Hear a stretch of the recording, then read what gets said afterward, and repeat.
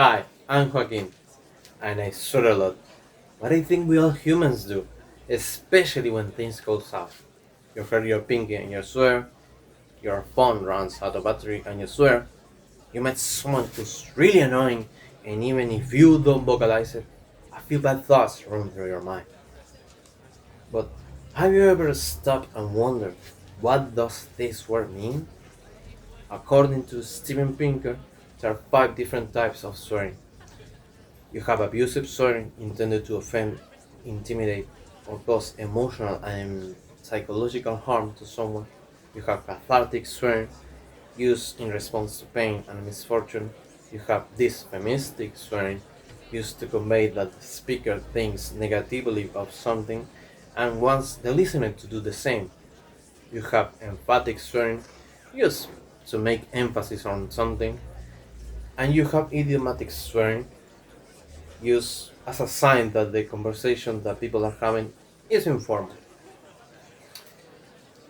There's also a fundamental and well designed distinction between annoyance and social swearing according to Roth and Montagu. The former is primarily intrapersonal in purpose, providing emotional relief and a form of stress management.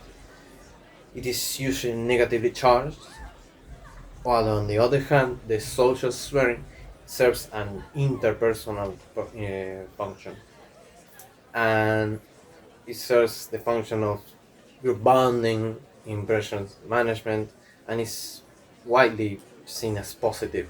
You don't use insults negatively with your friends, you just use it, and no one thinks that that is negative. But if we dig deeper, there's more than social cues regarding insult and swearing. The emotionality or catharsis regarding the insults suggests that insults and swearing activates some part of the limbic system. The limbic system is a part of the brain that is mostly on the center and is a really primitive one. It's in charge of processing memory and emotions. So it has been hypothesized that swearing taps into that part of the brain that is in charge of memory and emotion, but also in recognizing and responding to threats. So we can say that processing in the limbic system is also automatic because it's really difficult to inhibit. This can be seen mostly on people who have received brain damage following a disease such as Tourette's or dementia. But coming back to the social spectrum, as I already mentioned, not that bad words or swearing are socially negative or harmful, but what happens when people start spreading certain words that cause harm without intent to do so?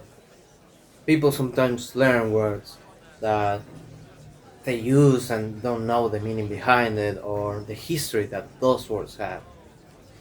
Here I have to introduce the linguistic phenomenon of thick concepts. These are words or ideas that come preloaded with a descriptive meaning but also with evaluative content. If we speak of insults, this means that these words cannot be taken away from the meaning nor their intention.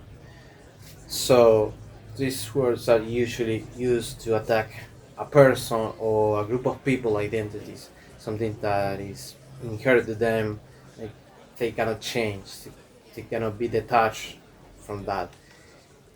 One of these things is race. That is why most of these words are called hate speech, and they can be highly problematic on the classroom. So, if these words are so hurtful, so problematic, should we teach them? Should students know about these words? I think yes. There is a distinction between good or bad morality itself, and that's what we teach. We teach morality because morality is a social construct, and explaining to them why these words are good or bad or can be hurtful for someone is key for them to realize that language can change someone's life. If you met someone who is harassed all the time by hate speech, you will compromise their well-being, their psychology, their whole identity. So neglecting something so important as insult when we teach values and manners and is avoiding an essential part of the human condition, is avoiding teaching something so human as communication and the effects that that communication has. I hope you all liked my talk, and goodbye.